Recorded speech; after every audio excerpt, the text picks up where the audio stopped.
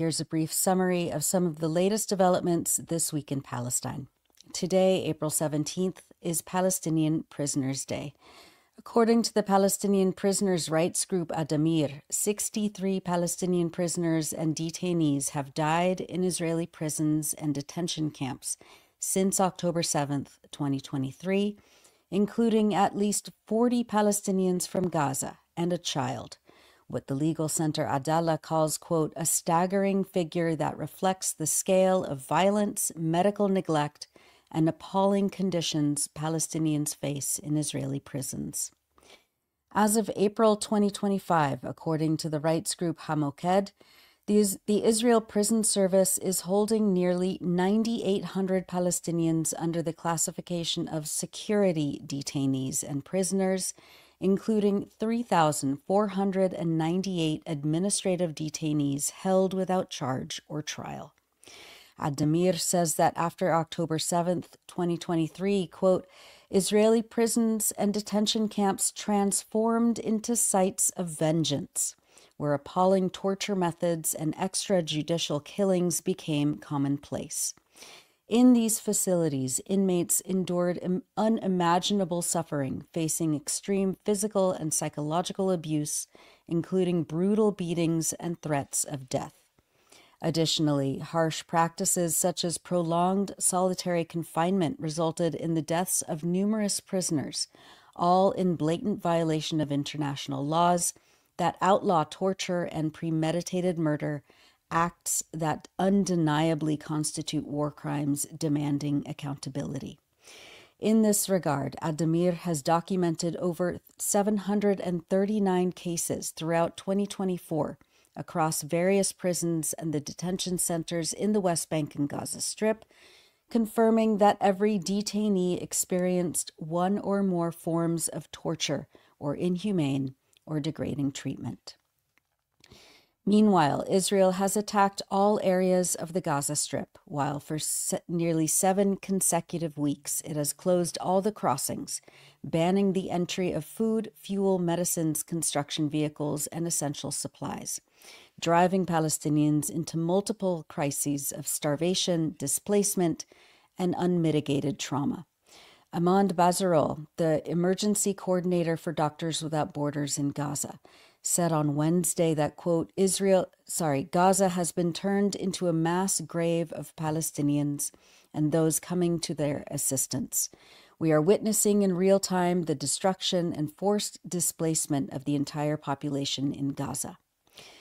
Since Israel resumed its mass-scale attacks on March 18th, approximately 1,700 people have been killed and more than 4,300 have been injured, according to the Palestinian Health Ministry, as the last partially functioning hospitals remain out of medications, supplies, fuel, clean water, and are routinely bombed and attacked by Israeli forces.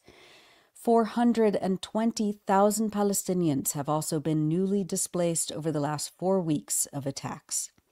Before dawn today, on Thursday, April 17th, Israeli airstrikes across Gaza targeted displaced families living in tents in 3 separate places, in Mawasi Khan Yunis and in Deir Balah in the central Gaza Strip and in Jabalia in the north. Journalists and eyewitnesses reported that the tents were engulfed in flames and the victims, including many children, were burned alive, with bystanders desperately trying to put the fires out. We will not be showing that footage here. A physician in northern Gaza, Dr. Izzeddin Shahab, who has been narrating this genocide on social media while caring for his patients, stated earlier this week that, quote, after 556 days, Gaza is no longer a place. It is an experiment, a question posed to humanity. How long can a population be bombed, starved, and displaced before it ceases to exist? And how quietly can this be done before the world looks away for good? Over 60,000 are dead, 250,000 wounded, 1 million living in tents. This is not collateral damage. It is arithmetic. The children no longer go to school. The elderly die without medicine. The youth know that they will not grow old. These are not military targets. They are the very fabric of a society being erased. Those are the words of Dr. Izzeddin Shahab, writing from northern Gaza earlier this week. The footage we played was recorded by Yahya Sobieh, a photojournalist, in the aftermath of an Israeli airstrike on a home belonging to the Hassouna family in Gaza City on Wednesday, killing 10 Palestinians and critically injuring at least 13. On Sunday, April 13th, just after 1:30 in the morning, the Israeli army issued forced evacuation orders to patients and medical staff inside the Al-Ahli Baptist Hospital in Gaza City. And then Israel bombed it in an attack that Euromed Human Rights Monitor called the, quote, targeting of Gaza City's last refuge for the sick and wounded, who should always be protected, and of medical personnel working under catastrophic conditions to save lives. In the dark, hospital staff and patients were forced to leave the hospital on gurneys and on foot. Israeli warplanes then launched 2 missiles at the hospital, completely destroying the laboratory, pharmacy, and emergency department, according to Al Mizan Center for Human Rights. The hospital's church and other sections also sustained severe damage, the group added. The attack resulted in the death of a 13-year-old child who had lost access to critical medical care during the evacuation. According to the Palestinian Ministry of Health, the attack completely disabled the hospital and destroyed its CT scanning and radiology services, which were the only such services available in all of Gaza City. The Al-Ahli Hospital is one of Gaza's oldest medical institutions, established in 1882. Affiliated with the Episcopal Church in Jerusalem, it has long served as a vital healthcare provider for Gaza's population, Al Mizan stated. Our listeners and viewers will remember that it was the first hospital to be bombed by the Israeli army in October 2023, killing hundreds of Palestinians in that first attack 18 months ago, and with no repercussions from the Biden administration and the rest of the so-called international community. Of course, Israel has bombed every single hospital and medical facility since. Sunday's attack was the 5th time the Al-Ahli Hospital bombed. Dr. Sam Atar, a Chicago-based physician working at Al-Ahli Hospital, recorded a message for Sky News correspondent Alex Crawford later in the day after the attacks. You can hear the Israeli drones buzzing overhead. A lot of the hospital staff left. I just wasn't going to leave all those kids with their parents and all those other patients all alone. I couldn't imagine that. Many of them need pain medications for infections, and none of us knew how long it was going to last. And we were also treating patients that were injured in the streets. And we didn't have much, but sometimes all you need is oxygen, an IV, a good nurse, and an extra set of hands. And 3 of the nurses decided to stay, one side decided to stay. We really didn't know what was going on or how long it would last. Lasted 6 hours, but it was a very long 6 hours. We felt cut off and isolated. Everyone was worried the army would enter the complex. But right now, we're good and grateful. And we're picking up the pieces, and I think our nervous systems are calming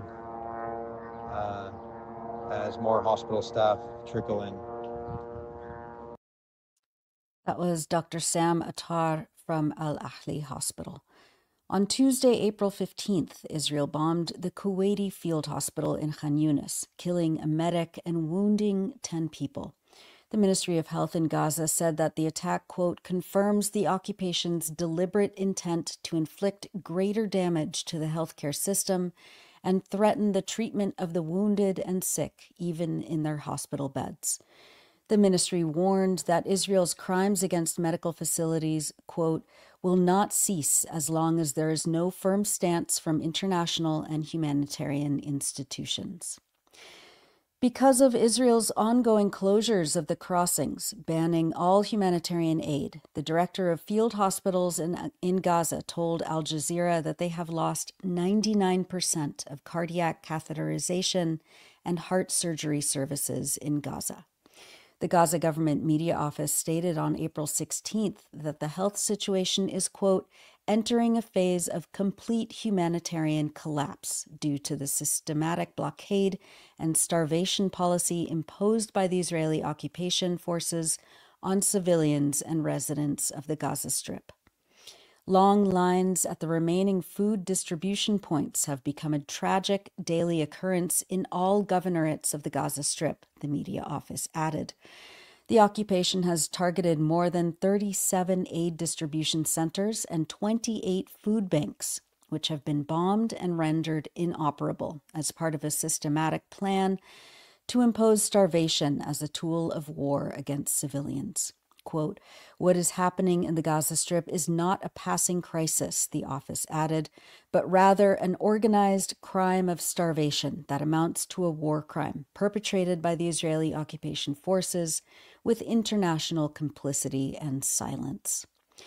UNRWA, the UN Agency for Palestine Refugees, reported this week that medication shortages from Israel's blockade is leading to severe health catastrophes.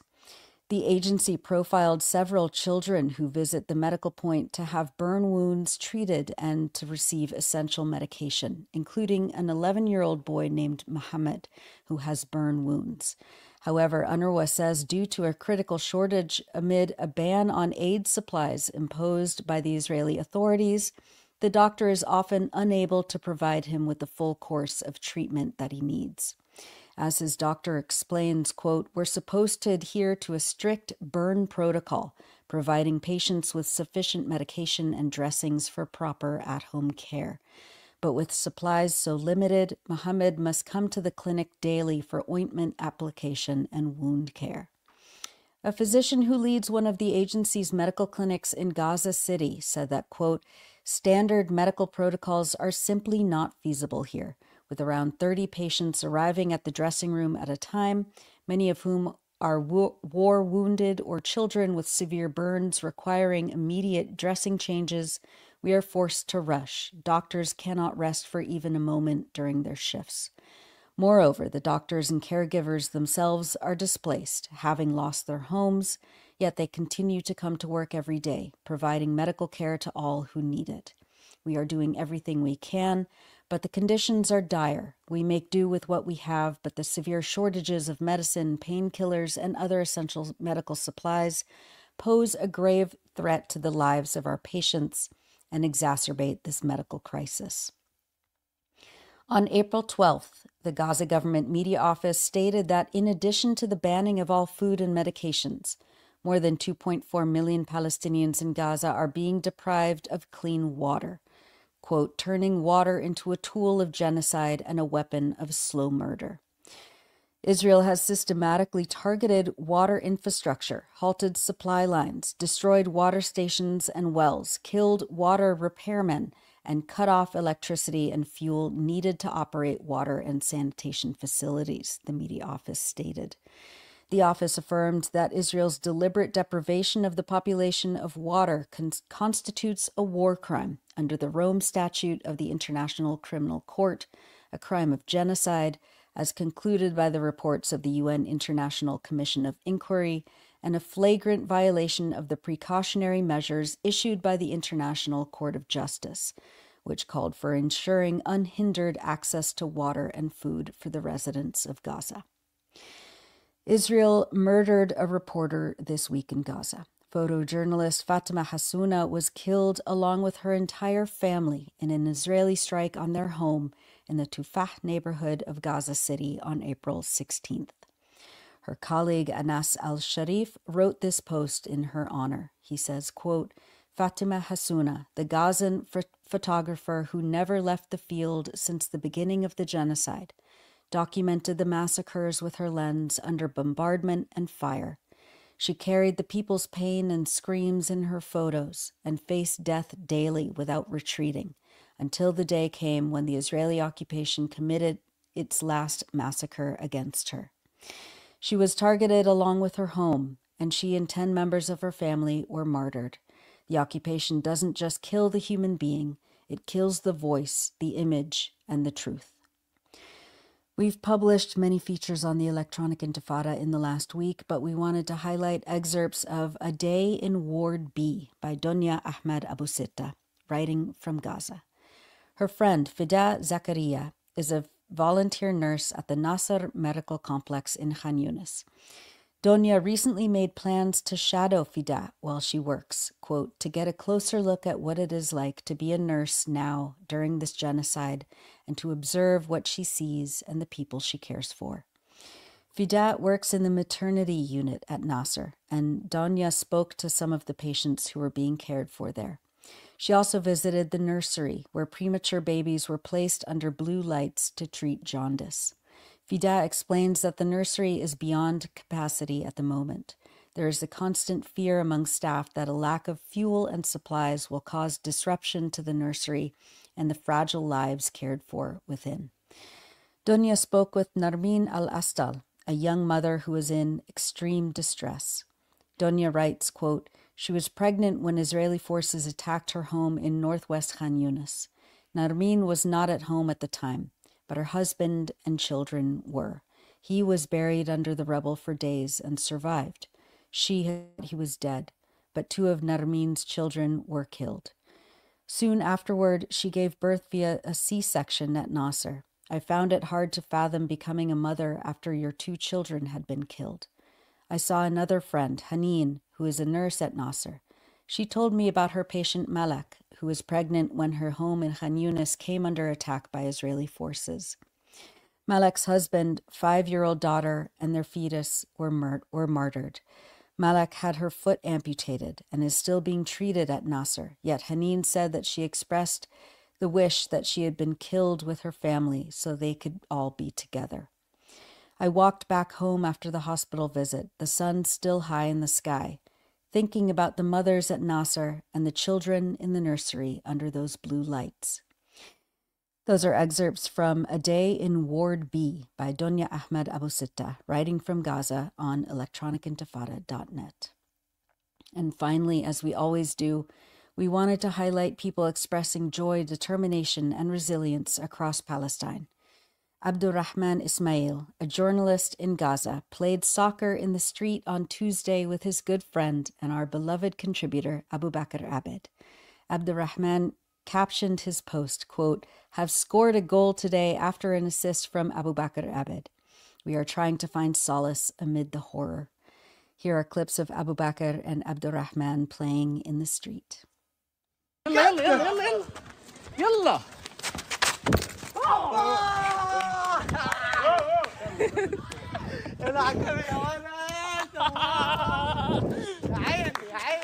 Let's go.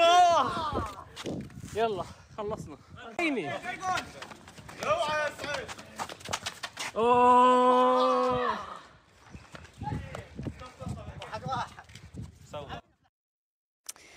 And that's it for the news roundup. As always, go to electronicintifada.net for much more, especially to read our new features by our brave writers in Gaza.